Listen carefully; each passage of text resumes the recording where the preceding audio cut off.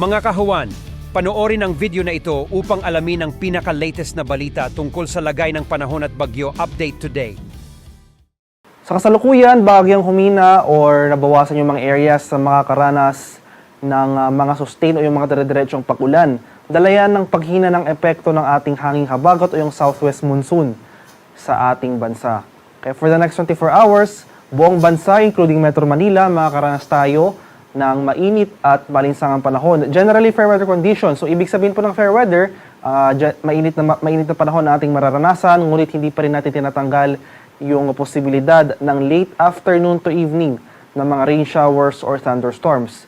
Gayunpaman, pinaka-naapektuhan pa rin ng hanging habagat itong western section ng Southern Luzon at Visayas, more in particular dito sa mga areas ng Mimaropa, Western Visayas, at dito sa lalawigan ng Batangas.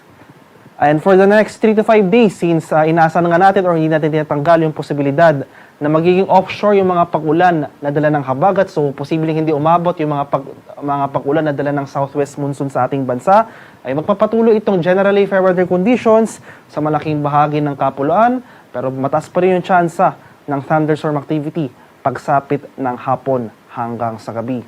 At sa kasalukuyan, wala pa rin tayong namamataan or binabantayang low pressure area sa loob at labas ng ating Philippine Area of Responsibility na maaring makaapekto sa ating bansa sa mga susunod na araw.